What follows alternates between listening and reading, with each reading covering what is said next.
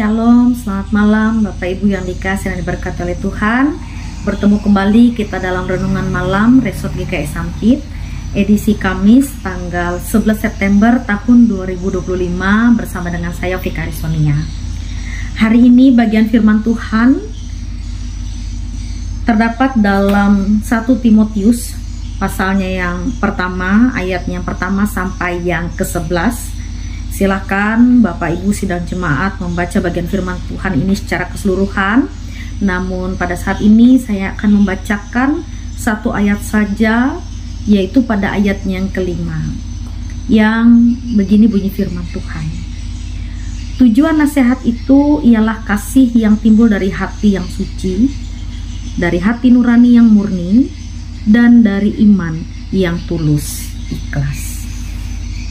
Bapak Ibu yang dikasih dan diberkati oleh Tuhan, kehidupan kita masa ini tentu berjumpa dengan banyak sekali dan berbagai macam ajaran-ajaran. Entah itu ajaran-ajaran yang sehat dan benar atau ajaran-ajaran yang palsu. Isu-isu yang beredar melalui para pemimpin, pemuka agama pasti akan menimbulkan berbagai macam perbedaan. Bisa perbedaan secara pandangan, pengertian, juga tentang tafsiran-tafsiran, karena masing-masing orang akan memiliki kemampuan untuk mengartikan atau menafsirkan bagian firman Tuhan, sehingga tidak jarang akan menjadi konflik dan juga perdebatan atau menjadi bahan-bahan perdebatan antar penganut agama. Dan juga ini juga pada akhirnya menimbulkan ajaran-ajaran palsu dan ajaran-ajaran sesat itu akan tersampaikan kepada jemaat yang dalam tanda kutip mereka hanya mau mendengar tanpa mau merenungkan atau menggumuli dengan kebijaksanaan atau hikmat yang mereka miliki, sehingga segala bentuk pengajaran dari pemuka-pemuka agama itu akan ditelan dengan mentah-mentah.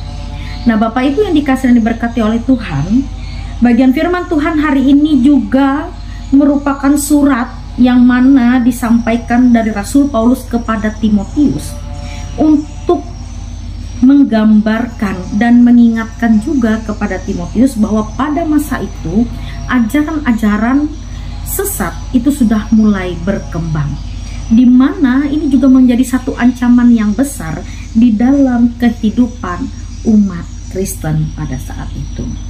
Rasul Paulus mengingatkan Timotius agar senantiasa mempertahankan kemurnian Injil untuk tetap kudus dan suci. Pun di dalamnya juga Rasul Paulus mengingatkan agar Timotius dalam pelayanannya sebagai seorang penginjil atau sebagai seorang pengajar itu benar-benar menyampaikan segala sesuatu yang disampaikan berkaitan dengan firman Tuhan atau tentang Injil itu hanya berdasarkan dari hati nurani yang murni dan hati yang tulus ikhlas. Timotius juga diarahkan untuk tidak terlibat kepada perdebatan-perdebatan yang hanya membahas omong kosong dan hanya membawa kepada kesia-siaan dari perdebatan. Karena ternyata perdebatan yang sia-sia itu tidak membawa kita atau orang yang berdebat itu pada pertumbuhan iman mereka. Nah, Bapak Ibu yang dikasih dan diberkati oleh Tuhan, melalui firman Tuhan hari ini juga mengingatkan saya dan kita sekalian bahwa yang pertama, kita diminta untuk tidak menyampaikan atau tidak mengajarkan orang lain dengan ajaran-ajaran yang tidak sesuai dengan firman Tuhan. Bisa saja kita melebihkan atau mengurangi bagian firman Tuhan, hanya catatan dengan tujuan agar orang tersebut mengerti akan iman Kristen. Hal ini sebenarnya tidak dibenarkan, sebab hanya orang yang takut akan Tuhan akan mengerti pengajaran dan memperoleh hikmat. Bisa dibandingkan pada Amsal ayatnya pertama, pasal yang pertama ayatnya yang ke-7. Kemudian yang kedua, mari kita juga menghindari yang namanya perdebatan yang sia-sia. Bapak Ibu sering kita jumpai dan saya sendiri juga sering menjumpai orang-orang yang mau berdebat tentang bagaimana pemahaman kita tentang Alkitab, bagaimana pemahaman kita tentang Kristen, bagaimana pemahaman kita tentang iman yang kita miliki. Dan di dalam perdebatan itu bisa dikatakan orang-orang mau mendengar seberapa jauh kita mengerti tentang Kristen. Dan ternyata Paulus menekankan dan mengingatkan juga dalam bagian firman Tuhan pada saat ini, bahwa ternyata perdebatan-perdebatan itu adalah perdebatan-perdebatan yang tidak bermanfaat dan hanya akan menyebabkan kebingungan dan tidak membangun iman. Semakin kita berdebat, kita akan mengalami semakin yang namanya kebingungan, tidak tahu arahnya mau kemana.